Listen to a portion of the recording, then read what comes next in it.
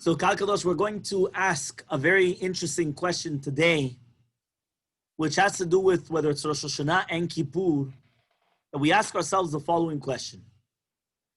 Our mission throughout Elul, Rosh Hashanah and Kippur is Teshuva. Every single day we speak about repenting. Teshuva, coming back to Hashem, becoming better people, changing. That is Teshuva. The question that we ask ourselves is, are we not fooling ourselves? Let's just take a very simple example. Lashon Hara. Yeah, because that's something that I think by everybody we could relate to. We're going to speak about other things. Maybe not everyone relates to every single Avirah in the same way. But let's say Lashon Hara. If right now I'm going to tell you, listen, you know what? Rabotai, yeah, gentlemen, I've done Teshuvah Shelema. I will never speak Lashon Hara again. Do you believe me? I see a lot of smiles, so obviously that means no. Yeah? So, okay. Am I that bad of a person? Okay, fine. No, don't answer that one. Don't answer that one. Fine. So he says, what happens though? So the question that we ask ourselves is, so how are we going to do Teshuvah? Yeah, we have to do Teshuvah. I gave you one example. It could be many examples. Yeah? But what does that mean? What does that mean to do Teshuvah that are Teshuvah Shlema, that it's a complete Teshuvah? How do we do that? That the Rambam is going to come and say, the Rambam brings down, he says, what does it mean they're doing Teshuvah? Until HaKadosh Baruch Hu will testify that we will not return and do the Avirah again. Can we say that about ourselves? What are we talking about exactly? So in order to answer this, there's a very famous Yesod, and this Yesod is brought down in Rav Yisrael Salanter. And listen to this Yesod. This is one of the most important fundamentals in repentance and Teshuvah that a person needs to know. If we do not know this, we are clueless. I wouldn't say clueless, I would say helpless. But why? Listen to this. Says Rav Yisrael Salanter, he comes and he says, I'm actually going to make the work of Teshuvah easier on you. How am I going to make it easier on you? Right? Teshuvah means even on a part of an Avirah. Meanings. Yeah, I'll give you the example. And I'm sure we've spoken about this once in the past. When we take whether it is tefillah. Let's say we speak during tefillah. Chas v'shalom. But let's say we speak during tefillah. And we're not allowed to. So therefore, I know if I'm going to say I'm not going to speak at all during tefillah, I'm only just kidding myself. Or Lashon Hara. I'm going to say I'm not going to speak. I know I'm fooling myself. That's the only one I'm fooling. So what am I allowed to do? I'm allowed to say to HaKadosh Baruch Hu, I accept upon myself and I want to do Teshuvah Shlema. But you know me. I'm a human being. And you know my nature. I want to become better, but I just can't in one try. It's impossible. But what am I going to do? I'm going to do a Teshuvah on a portion of that Avirah. On one piece of that Avirah. So for example, instead of not talking Tefillah, so let's say I'm going to accept upon myself, I'm not going to talk during the parts where we're 100% prohibited to talk. From Baruch She'amar until the end of Tefillah, until the end after Amidah, so after the end of Tachanunim really. Yeah, until after the parts of the Vidui. So that's what we're going to do. So what happens? All of a sudden, when we're going to come and we are going to do Teshuvah on that, says Rav Yisrael Salanter, it's considered 100% Teshuvah. It's considered that I fully did Teshuvah and I'm a new person on everything. Now says Rav Friedlander, he explains the words of Rav Yisrael Salanter and he says, first of all, why are we supposed to do it this way? Why? And he says important two reasons. Number one, since we're only going to take upon ourselves a small portion, it's very easy to do and we'll actually fulfill what we need to do. Remember Rav Wolbe once, we're supposed to learn from everything that goes on around us. Rav Wolbe once went to Egypt. I don't remember if they were going, whether it's to visit Abir Yaakov or Yaakov Abu Hatzira, that he's buried in Egypt, but he went to Egypt once. And when they went, all of a sudden the captain went and he said, Rabotai, you should know that we're going to drop in altitude, but don't be afraid. I'm not going to crash the plane. Yeah, I'm not going to crash the plane. So he said, okay, fine. All of a sudden they go below and the mamash, they're going very, very low. They're flying. So afterwards, Rav Wolbe went and he asked one of the people there, why does he have to fly so low? Like, what's going on? And they said the concept like this. They said very simple. The radar, they have radars. And the radar detects, different planes. He said the radars only detect planes which are above the radar. They don't detect planes which are beneath the radar. So if you fly low enough that you're beneath the radar, you won't be detected. So comes Rav Wolbe, listen carefully. And he said, from here we learn we should always be below the radar and not above the radar. What does that mean? Sometimes we come and we say against the Satan or the Yetzer Hara, you know what? I'm going to do this, and bam. But we don't realize that we're on the radar. We're putting ourselves all the way up there. And all of a sudden, the Satan and the Yetzer Hara, what's he doing? He's aiming and he's just waiting to shoot. Because we put ourselves so high, he's just waiting for us. However, though, what happens if we would play the game that we just saw here? What happens if we're going to go below the radar? The Satan is not even going to look out for us, but he's going to say, big deal. What, this guy's going to come and do a little Teshuva like that? I've got him the rest of the year. What do I care? Do it. Don't worry about it. Why? Because he's not doing anything important. But that's exactly what we're supposed to do. Because since it's such a small step, we will actually be able to win, and we will actually be able to strengthen ourselves and fulfill it. The next one, is as follows. The next one, he comes and he says, right? The next reason is, lefum tzara agra. According to the reward, according to how difficult it is, that is the reward. The bigger the nisayon, so too the lighter is going to be the punishment. Now, what does this mean? In order for you to explain this, I'm going to explain to you Rav Yitzchak Blazer, and he says the following. Do you know, many times we could do the exact same averah or the exact same mitzvah, and it's completely different in the eyes of HaKadosh Baruch Hu. And it could be the exact same mitzvah, the exact same averah. For example, coming to the Bet HaKnesset. Imagine right now you're going to come to the Bet HaKnesset, and the Bet HaKnesset is close by. So was it difficult to come to the synagogue? It wasn't that difficult. You live 4 minutes away, 5 minutes away, big deal. Imagine right now I'm going to tell you, listen, by the way, you're going to move now down the block, 2 blocks, 3 blocks. Now it's going to take you 10 minutes to come to the Bet HaKnesset. So now it was more difficult to come to the Bet HaKnesset. So now every single time you come to the Bet HaKnesset, you actually get the reward of a stronger reward, a harder, much greater reward. Why? Beforehand, it was easy for you. Now it's much harder. Let's flip it. If you live beside the Bet HaKnesset and you don't come, what averah are you going to get? A huge averah. Why? It's right beside you and you're not going to go. It was right there. It was so easy. Why couldn't you have done it? However, though, what happens if you live 40 minutes away and now you don't come? So now it could be it's an averah, but you're not going to get the same punishment because I could understand, right? It was difficult. You had a very big Yetzer Hara. It was much more difficult for you. And that is with every single mitzvah that a person does. And therefore, he comes and he says as follows. He comes and he says, we're going to actually explain, the Yesod a little bit better. How are we going to explain a little bit better? Rav Yisrael Salanter, when he said this chidush, he went and he said that we know that when you rebel against your master, even if you don't accept one thing, you rebelled against him. Imagine you're going to go to a job interview, right? And your boss tells you, you're going to do everything that I tell you. He's going to say, yes, everything except for this. The boss is going to tell you, get lost. I either want you to be part of my company and you're going to do everything that I tell you, or not.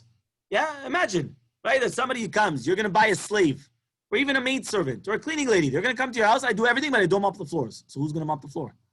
I don't need you then. It's either you clean or you don't clean. You're not going to tell me, no, I do everything except for this. So that means you're not accepting upon yourself the yoke of HaKadosh Baruch Hu.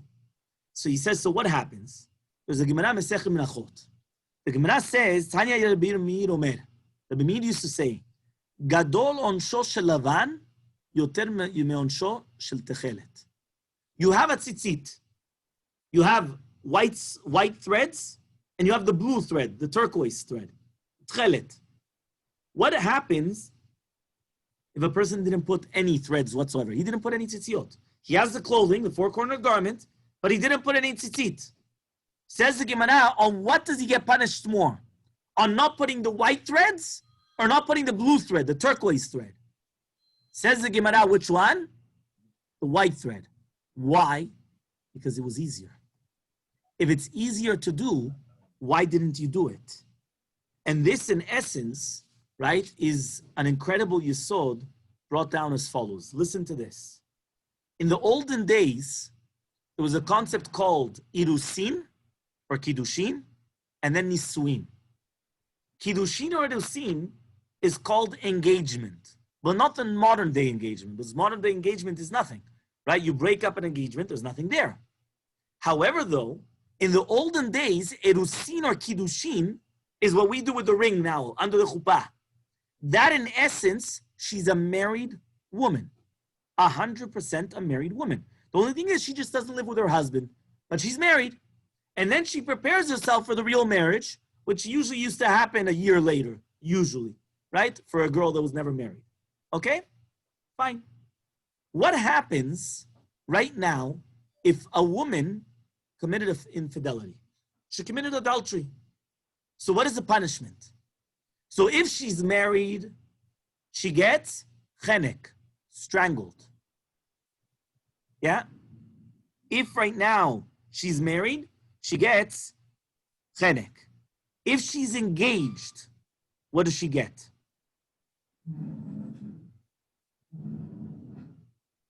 In the old days? Yes. Must be the same, right? No. Sekila. Sekila, right? When we read it on Kippur, we read the order of the four punishments, the death penalties. Sekila, serefa, hereg, v'chenek. Chenek is the last one on the list. Strangulation. They come, boom, they strangle. Yeah? What is sekila? They throw them off a 2-story building, and if they survive, then they stone them. Okay? Fine. Do you know, the Gemara in Sanhedrin says that even just like you're not supposed to bury a tzaddik beside a rasha, or a rasha beside a tzaddik, so too you're not supposed to bury a bigger rasha with a smaller rasha. What does that mean? In the cemeteries, we're talking about after death, in the cemetery, there was a certain cemetery for sekila, a certain cemetery for serefa, hereg and chenek, which means that this woman, that she's 100% married, living with her husband, she's a bigger tzadeket than this woman that she was just engaged, according to the Torah, that she committed infidelity. She committed adultery. The question is, why? Why? Thank you. Yeah, I knew that was going to be the question. So we ask ourselves, why? One is married, the other one is not. It's very good. No, so they're both technically married. Remember that. No, but okay. One's married. So with her husband. Okay. Very good. So I answered this with what my Chatan teacher taught me many years ago. That from here we learn, yeah, that a spiritual bond, a spiritual connection is stronger than a physical connection. Because when a woman is engaged to her husband, but she doesn't live with him, it's a spiritual bond. It's not physical. The second it moves on to the next step and it's physical, it's not the same anymore. Physicality brings down the level of a connection, of a bond that a person has. And that's what we learn from here. But that's on the side point. Put that on the side, right on the back burner. But that's just another yesod, which I think is incredible, which actually teaches you that many times you have certain connections with people that it's true. They are much stronger, right, when we're talking about a spiritual one and not a physical one. However, though, the answer that we're going to give today, which is actually brought down, is brought down by Rav Elia Lopian and Lev Eliyahu, in the name of Rav Yisrael Salanter, right? And he says like this, he says, you know why? Very simple. Where was each person? The woman that she's engaged, where's she living? Parents. In her parents' house. When she's doing this Avirah, is she enjoying herself? She's enjoying herself. Is she really afraid that the husband or the future fiancé is going to come and catch her on the spot? No. right? He's supposed to be at his house, and she's at her house. So therefore, when she does the Avirah, she does it with all the enthusiasm. She's enjoying herself. However, though, when a woman's married, right, where is she? At her house. She's afraid every single moment of being caught. So even when she's doing the Avirah, she's not doing it with all her oomph. She's not doing it with all her enthusiasm, with all her enjoyment. She's afraid. So she's doing it haphazardly like this because she doesn't know she's going to get caught. By the other one, what are the chances she's going to get caught? It's hardly there. But by this one, yes. So according to this, now we understand the punishment. The punishment is much worse for the woman that she was engaged because she enjoyed herself. She benefited from the Avirah so much. That's why she gets a stricter punishment. The other one that she doesn't enjoy so much, she doesn't have such much pleasure from the Avirah. So therefore, her punishment is a little bit lower down. It's a little bit leveled, right? And that's what we're actually saying, the exact same yesod. You see from here the same fundamental concept that if something's easier for you, so therefore you get a bigger punishment. If it's more harsher or harder for you, so then you get a lighter punishment. So now, because that's what Chachamim come and they say, how we actually evaluate Avirot in Shamayim. Meaning in the Shamayim, it's completely different. You could have one person that he did something that for you and me, it's worthless. It does have no value. But for him, he did such a great mitzvah, such a great thing, or he controlled himself so much that it was worth the Shamayim v'Haaretz. It was worth heaven and earth. Let's take example Lot. Yeah? Not Lot, sorry. Lot with Avraham Avinu. Lot was saved by Sodom, right? From Sodom. In what merit? Avraham Avinu. What would have said? What was the merit of Lot? What was his merit? What would we have said? Hachnasat orchim. What is Hachnasat orchim? He invited the guests over. He was willing even to take out his daughters to protect the guests. He didn't want to. But 1 second. In what merit was he saved from Sodom? Because he kept quiet, right? When Avraham Avinu told Paron Avimelech that Sarah is my sister and didn't say it's my wife, he kept quiet. This is Rashi brings this down, right? Because it says that HaKadosh Baruch Hu remembered Lot because he remembered Avraham, and that's why he saved Lot. What do you mean he remembered Avraham? And there was merit of Lot. No, it was because of Avraham Avinu. So we asked, 1 second, what's going on here? He's doing Achnasat Orchim with all this Mesirut Nefesh. He's doing this with everything. And all of a sudden now on something just keeping quiet, you didn't say anything. So because you didn't say anything, that's what saved you? And the answer is the exact same yesod. For Lot, Achnasat Orchim, he was brought up with it. It became a second nature. It was easy for him. So since it was easy for him, he doesn't get such a big reward for it because that's his second nature. However, though, Lot loved money. He was money hungry. He was always looking after money. And the proof, he went to Sodom. Why? Because of the money. The green dollar, it wasn't the green in the greenery, right? It was the green dollar made him blind. So he went running after it. So what happened? What happened was that here, if he would have opened up his mouth and said, no, your highness, it's not the sister, it's the wife. What's going to happen? They're going to kill Avraham Avinu, take Sarah. And now he gets all the riches. He gets everything. So therefore, what could he have done? If he was really looking for money, that's what he should have done. But he didn't do that. What did he do? He kept quiet. For such a person that he's so money hungry, and he kept his mouth shut, even though he could have gained a few extra bucks, but here it's not a few extra dollars. It's much more money. For him, it was a huge zechut. That's what saved him. Because of that, that's what saved him. So Kam Chachamim, and they say, right, that this actually, by the way, you should know, is actually very interesting. Somebody was once, there was a big rabbi that was once in Antwerp. And Rav Chaim Kreizert, he went and he told him, listen, I had a din Torah. But listen to this din Torah. You know what a din Torah is? Like there was a tribunal, a court case between two Jews. So they come to a din Torah. They don't go to the secular courts. They go to a din Torah. So what happened was he went and he said, listen carefully. The court case was on 0.008%, right? And the other person said, no.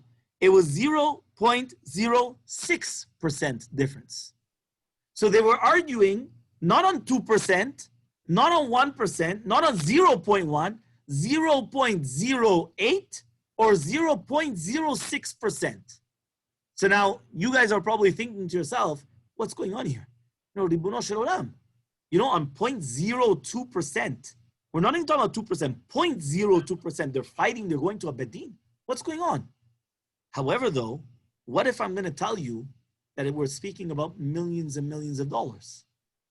So now 0.02% makes a very, very big difference, correct? Because now it can make a huge difference. So therefore, Kam Chachamim, they say, we don't know what it is in Avirah. We don't know what a sin is. We don't understand what sin is. A sin is a bomba atomit. You know what a bomba atomit is? An atomic bomb. It damages, it kills, it destroys, it does everything. Sin is everything.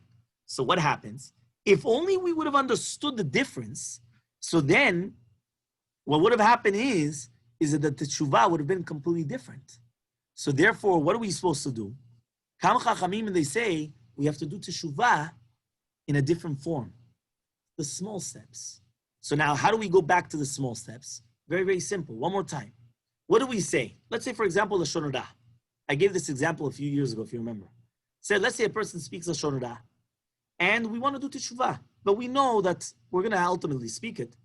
But we really want to. We want to be'emet stop speaking Lashon Hara. So what are we going to do? We're going to say, you know what, HaKadosh Baruch Hu, bli neder, I take upon myself. Yeah, don't do it in the middle of the night. Yeah, but bli neder, I'm going to take upon myself from 9 to 10 in the morning, or from 12 to 1 lunch break. I'm not going to speak Lashon Hara. And I take it 100%. I'm not going to speak Lashon Hara.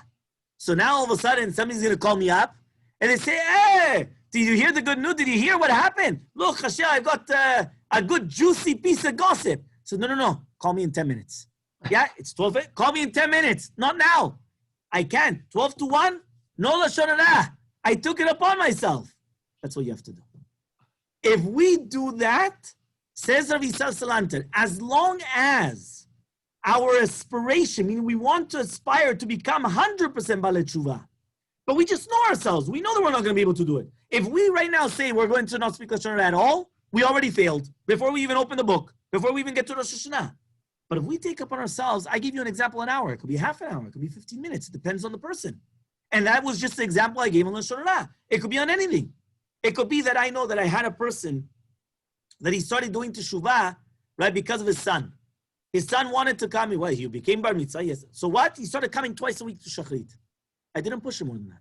Because I know that twice a week from a person that only comes on the Shabbat morning to Shabbat morning, it's a lot. But he was doing it for a long time. Baruch Hashem. And it was good. But why? But that's what we have to do. We have to take upon ourselves small steps. Number one, under the radar. The reason is because then we won't feel the rebellion. We won't feel this pressure going against us so much because it was so easy for us that we said to ourselves, perfect. We're able to withstand it. We're able to surpass this test. Reason number two that we said, right, was why? It says because the punishment will be greater. Chas v'shalom, if HaKadosh Baruch Hu would have come and said, listen, something happened and in certain circumstances, so fine. But it was so easy for you. You couldn't control yourself. Something that's so easy, we couldn't control ourselves. So if we get a bigger punishment. And that, in essence, is the way to save ourselves, right, on Rosh Hashanah and Kippur, by doing Teshuvah Chelkit, partial Teshuvah. Do you know that I mentioned to the Balabatim, right, I was speaking to them and I told them, I don't remember if this was brought down from Rav Nisimi again, but I heard it and I think it's a beautiful yesod, right? I'm going to ask you a simple question. How big are the stars? Yeah, you look up in the sky. In the sky, yeah, nighttime. You see a star. How big is it? Very big. Very big? Yeah? I don't think it's big. When I look at it, it's nothing. It's smaller than an ant. You mean in reality they're very big? You're looking at in reality they're big, but when you see it to the naked eye, what is it? Yeah, tiny pieces of light. Smaller than an ant. Yeah, there's nothing there. Right? Comes Rav Nisimi again and he said, what do we need in order to see the stars and the greatness and how big is a star? We need a telescope. Right? We need glasses, a good pair of glasses. Yeah, binoculars, something very strong. Right? They come and they say that is Musar. Musar is here to teach us how to put on the proper lenses, how to clean the lenses, the proper perspectives in life. When we do an Averah, we come and we think, big deal, we did an avirah. But if I'm going to show you that that avirah that you did had an effect on everything, and it changed so many lives, and it had so many ramifications, repercussions, what are you going to tell me now? There was no big deal. No. Now you're going to realize. And then you're really going to ask for forgiveness. If I'm going to come and I'm going to tell you, listen, I only went and I spoke Lashon Hara, but I said this. But then I'm going to tell you, you know, that because of that Lashon Hara that you spoke, you went and you made him get in trouble with his Rebbe. His Rebbe never believed him anymore because he thought he was a liar because he didn't believe him. After with his Rebbe, right, he continued into school. School, he continued from there. He had to break off a shidduch. He didn't get a good job. And imagine how many things changed because of one person. Because of one piece of Lashon Hara. Now, if I'm going to tell you, was it a big deal what I spoke? So now you're going to tell me, yes, did you see what you just did? Did you just see what you just said? You thought that you only did a small little tiny thing, but you didn't. You did a huge action. And that action in itself changes everything. Yeah, I wanted to share with you a story. By the way, you should know, even before this. So, Kalkadosh, I wanted to share with you a beautiful story. Listen to this. The telephone rang in the house of Rav Yosef Valis. He's one of the organizers of Arachim. And on the other side, he heard the rabbi of Ra'anana, Rav Peretz, speaking and saying, but this time it was very difficult, it would hurt. And you could tell that it actually hurt, something was bothering him. So he basically said, listen, there's a mother in the city, there's a mother. And what happened was that she cried and she called me crying and crying and crying that the son became 100% a Chiloni. Not religious, but that he actually even wanted to leave the religion. So he asked him, okay, will the son speak to me? So he said, no. So he said, okay, fine, but speak to the mother and maybe you could help out. He said, okay, fine. Immediately he calls her up and he comes and he hears just crying and crying. And she says like this, she says, listen, my son, yeah, he was, he accepted, he received in the house everything in order to do incredible things in his learning. He wanted to learn history. And he was going into history, so he was learning history of all the different types of religions. And, right, we went and we were helping him in everything. But he was very, very smart. So what did he do? Yeah, the Dor HaChadash didn't want to, so what he wanted to do is that he went and he learned. He moved to Spain for a few months in order to learn Spanish to see with his own eyes what's going on about the religion. What happened is when he was actually there, since he wasn't religious whatsoever, so therefore immediately they took him in and they brainwashed him. And now, right, he's already connected with a Goya and he wants to get married to her.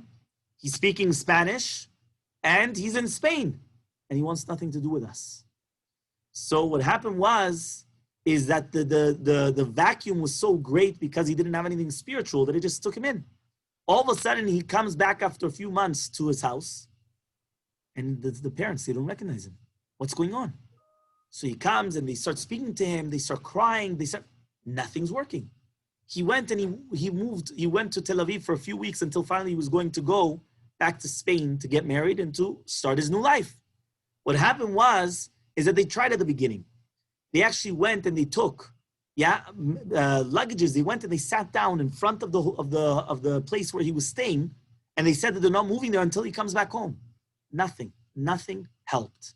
They didn't know. They were just crying. They had nothing what to do. So he went and he said, "Please just help us." So he comes and he says, "Listen." He calls up back Rabbi Peretz. He says, "Listen, I don't know what to tell you. It's very, very difficult. Usually, the second that people get into their sentimental feelings and it's not anymore in their minds, it's very difficult. If he's already attached to the Goya, I find it very difficult to penetrate. But listen, let me try." So he comes and he calls up, right, the mother, and he tells her, "You know what? Let's make a deal.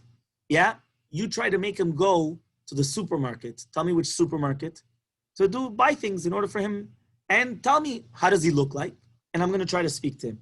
Fine. Okay, fine. So what happened is that all of a sudden, right, when we're talking about, everything that's going on, all of a sudden, right, when they're speaking, he comes and he finds a boy. He looks at the boy And he says, how's he going to start speaking to the boy? Yeah, so he looks at the boy, and so he comes, he makes his purchase, right? He gets the things in a cart. And then he goes right behind the boy. And he's thinking, how am I going to speak to him? Yeah, obviously, I look very religious. It's not going to talk. So what happens? What happened is that he thinks, and all of a sudden he says like this. He comes and he tells the boy, listen, do me a favor. Yeah, can you just watch my cart, my buggy here, my trolley, right? I have to get a few things. And he runs and he starts getting other things. And yeah, the boys, they're going ahead. Each one's going in the line. And the guy's right behind him. All of a sudden, right, he comes back and he puts the things in the trolley. And he looks and now there's a few people behind him. And all of a sudden he thinks to himself and he tells the boy, you know what? Maybe it's not right that I left my buggy here, my trolley here. You know why? Because technically speaking, I left the line, right? So then I should really go to the back of the line. So the boy comes and he says, what? Everyone does it. Everyone does that. They leave the buggy there, they leave it, and then they go, and then they come back. What's the problem? So he says, no. But even if everyone does something, Jews, we have certain rules. We don't do what everybody does. There's a Shulchan Aruch, and there's Musar, and that's what we have to do. And all of a sudden, he went to the back of the line. Yeah, that's what he did. He just went to the back of the line. Now, the boy comes, right? He finishes his purchases, and he starts going to the car. He looks again at Rav Yisrael, and he's like, astonished that, that this guy just did this. But he's just looking, okay, fine. Rav Yisrael continues. He pays for his things. He goes out. I mean, Hashemayim, he parked 2 cars right beside him. 2 cars right beside him. So he comes, yeah, and he helps him to bring the things into his car. And Rav Yisrael, he comes and he tells him, he says, how do you call it? He comes and he starts telling him, I see that you're a very, very smart boy. Yeah, listen, if you want to know a little bit about, our religion or a little bit about what we have a seminar of Arachim in Yerushalayim. Tomorrow, if you want, come. If you enjoy. If not, then you just leave, right? But just see how it is for yourself. And that's it. Now, Rav Yisrael wasn't expecting much, but they exchanged telephone numbers. And he said that he'll be in touch with him tomorrow. The next day, this boy was there. He was in the seminary over there. He was there. Imagine the seminar, right? And it was tons of people. And everyone's listening. And everyone's going back and forth, back and forth. And Rav Yisrael comes and he tells all the speakers that they have to come and they have to speak about something to try to awaken him. Yeah, to try to awaken this boy, to try to get out of him. So they're going one after another. He stayed the entire seminar. At the end, there's a question panel. So everyone's there. They start asking questions. All of a sudden, it's late. And all of a sudden, he asks to speak. So Rav Yisrael is looking and he's like, right? Why? Either this is going to be a miracle, or chas v'shalom, this is going to be that he's going to try to destroy everything that we just said. So let's see. He goes on to the panel, and he goes to the microphone, and he tells over his story. He says, you guys should know, standing in front of you is a bechur, is a child, is a boy. Yeah? Oh, he's not a child. He's obviously an older teenager, but right, the boy that I'm one moment before giving up my religion. Yeah, I was already, as if say, 1.5 feet, already outside, as if say, I was gone. And therefore he says, right, Hayom Hazeh, today is the most important day of my life. I decided to understand what truly is my religion. I sold my entire inheritance for nothing without even knowing what I had. And today I'm going to stay a Jew. Now, Rav Yisrael is like, wow, he's hearing all of this. Yeah, but he's trying to see like, what's happening now? Imagine the mother, imagine everything, right? And everyone's very happy, but it doesn't stop. All of a sudden, he still stands there. So again, now Rav Yisrael is looking, what's this guy doing? So he comes and he asks, does anybody have a telephone? Telephone, okay, fine. They come, they give him a telephone. Can I call chutza? Can I call outside? So yeah. He comes and he says, when I make my decision now, I already know that if I'm going to go home, I could think about it twice. So in front of everybody here, I'm going to break it off with a goya. He calls up, he's speaking in Spanish, yeah, but everyone could understand. Obviously, he made it short to the point. He broke it off, right? So all of a sudden they finish. And again, everyone's like, wow. And they're looking, this is something that you don't see every single day. But again, right? He stands there. He doesn't leave. Now Rav Ales is thinking, what's this guy going to do now? He comes and he says one thing. I'm not leaving here, right, until I get a yeshiva. I have to go straight to a yeshiva. So now this is more difficult. Who's going to accept this boy that he has nothing to a yeshiva? But Rav Ales said, listen, I have to do something. He starts calling up again and again. He calls. Finally, what happens is he calls up and he gets him into a yeshiva.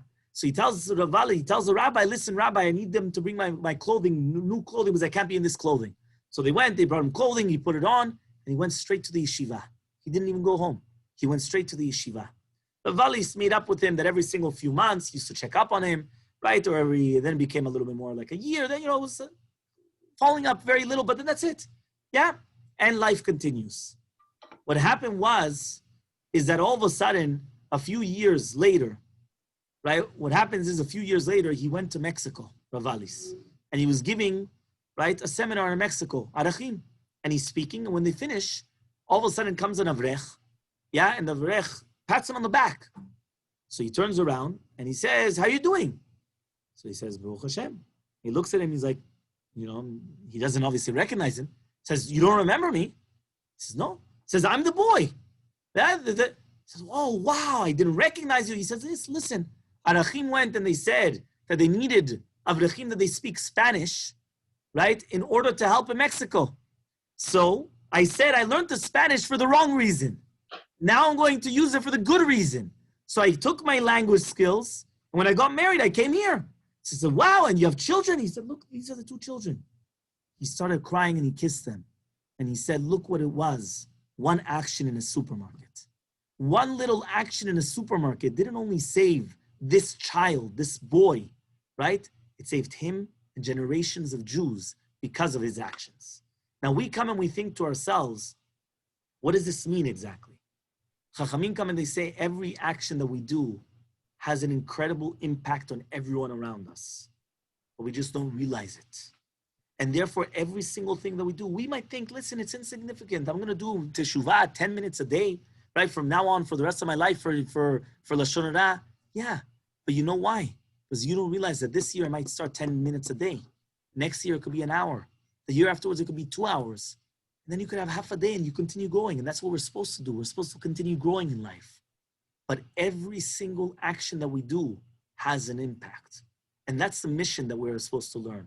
We're supposed to realize everything that happens around us, right? And the easier that it is, the more that we're going to feel obligated to do it. It's easy for us to listen to a shiur. Imagine you're going into a car, put on a shiur, right? If you're doing homework, it's a little bit more difficult to listen to a shiur. You have to be concentrating on something else. But again, everything that we're doing, we have to pay attention. Because only in this way, when we do Teshuva Chelki means on a portion of the Avirah, that in itself will actually help us and save us towards Zikrat Yom Adin. That is considered Teshuva Shelema, complete Teshuva. Because you could do Teshuva Shelema even on a part of an Avirah. And that's what we have to continue doing even on a part of a mitzvah. Don't ever think, I can't do the mitzvah, so I'm not going to do it at all. No. Even if you do it for a certain part of the mitzvah, that's what you have to do in life.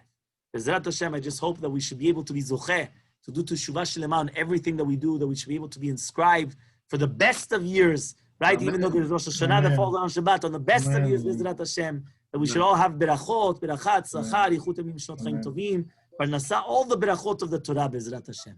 Amen. Shalom. Thank you, Rabbi.